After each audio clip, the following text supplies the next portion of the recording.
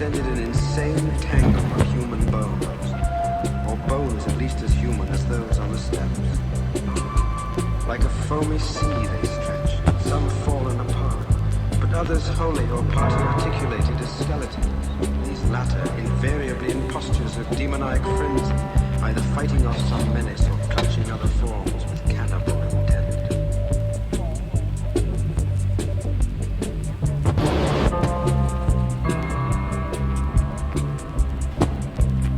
They were mostly lower than the Piltdown man in the scale of evolution, but in every case definitely human. Many were of higher grade, and a very few were the skulls of supremely and sensitively developed types. All the bones were gnawed, mostly by rats, but somewhat by others of the half-human drove. Mixed with them were many tiny bones of rats, fallen members of the lethal army which closed the ancient epic. I wonder that any man among us lived and kept his sanity through that hideous day of discovery. Not Hoffman or Huisman could conceive a scene more wildly incredible, more frenetically repellent, or more gothically grotesque as the twilight grotto through which we seldom stagger. Each stumbling on revelation after revelation, and trying to keep for the nonce from the events which must have taken place there 300 or 1,000 or 2,000 or 10,000 years ago. It was the antechamber of hell.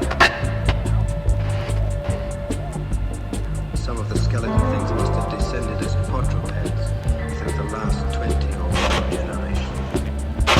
Horror piled on horror as we began to interpret the architectural remains. The quadruped things, with their occasional recruits from the biped class, had been kept in stone pens, out of which they must have broken in their last delirium of hunger or rat fear. There had been great herds of them, evidently fattened on the coarse vegetables whose remains could be found as a sort of poisonous ensilage at the bottom of huge stone bins older than Rome. I knew now why my ancestors had had such excessive gardens. Would to heaven I could forget. The purpose of the herds I did not have to ask. Standing with his searchlight in the Roman ruin, translated aloud the most shocking ritual I have ever known, and told of the diet of the antediluvian cult which the priest of Cybele found and mingled with their own.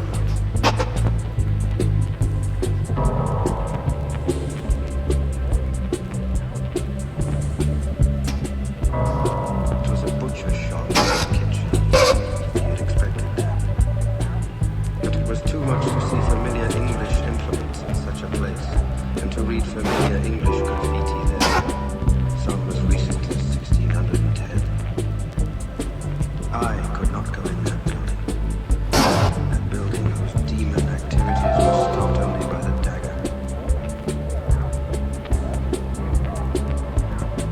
What I did venture to enter was the low Saxon building whose oaken door had fallen.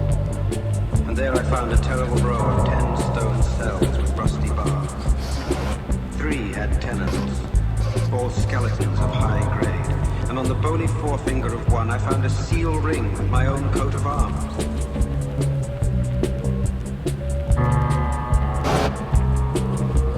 But these cells were empty.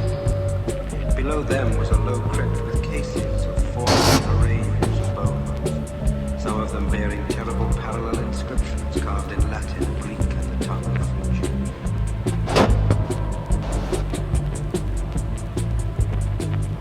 And brought to light skulls which were slightly more human than gorillas, and which bore indescribably ideographic carvings. Through all this horror, my cat stalked unperturbed. Once I saw him monstrously perched atop a mountain of bone, I wondered at the secrets that might lie behind his yellow eyes. Having grasped to some slight degree the frightful revelation of this twilight area, an area so hideously foreshadowed by my recurrent dream, we turned to that apparently boundless depth of midnight cavern where no ray of light from the cliff could penetrate. We shall never know what sightless Stygian world yawned beyond the little distance we took.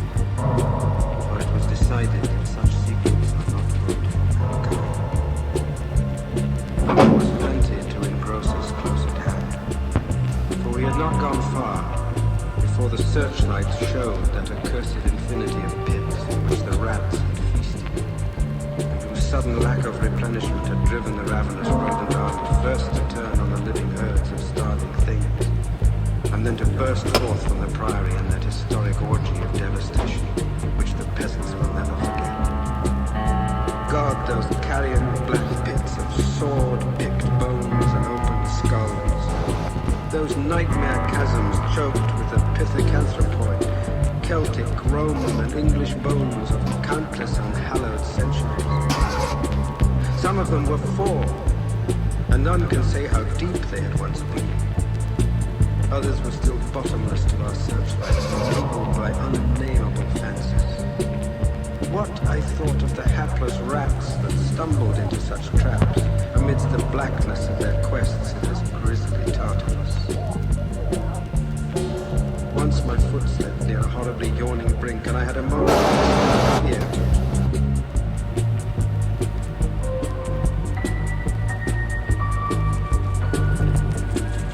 Then there came a sound from the inky, boundless farther distance that I thought I knew, and I saw my old black cat dart past me like a winged Egyptian god, straight into the illimitable gulf of the unknown. But I was not far behind, for there was no doubt after another second. It was the eldritch scurrying of those fiend-born rats, always questing for new horrors, and determined to lead me on even unto those grinning caverns of Earth's center, where Nyarlathotep, the mad, faceless god, howls blindly in the darkness to the piping of two amorphous, idiot flute players. My searchlight expired, but still I ran. I heard voices and yowls and echoes, but above all there gently rose that impious, insidious scurrying, gently rising as a stiff, bloated corpse gently rises above an oily river that flows under endless onyx bridges to a black, putrid sea. Something bumped into me, something soft and plump. Must have been the rats. The viscous, gelatinous, ravenous army that feast on the dead and the living.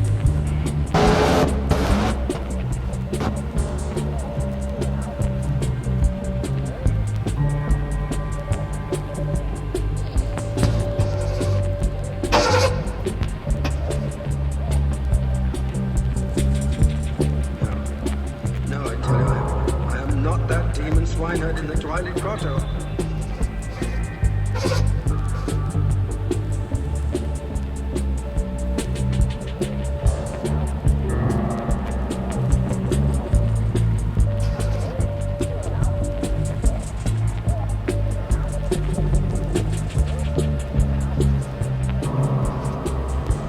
It's photo, I tell you. That spotted snake.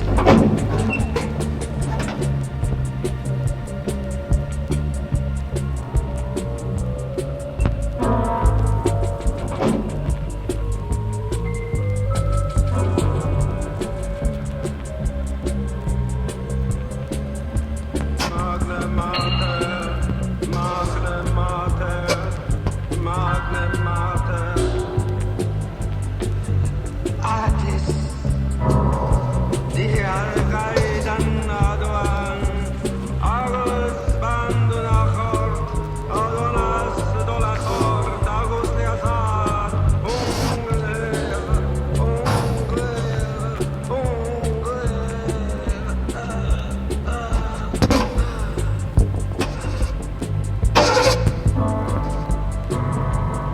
That is what they say I said when they found me in the blackness after 3 hours.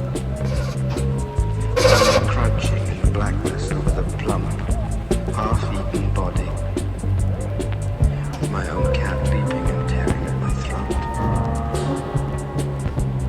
Now they have blown up Exit Prime and shut me into a bar room again with fearful whispers about my heredity and experience.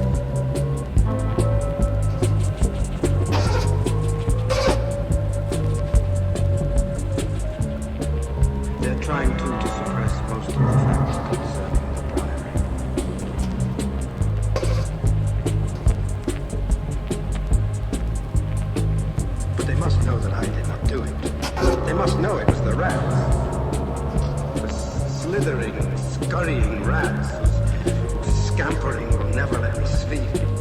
The demon rats that race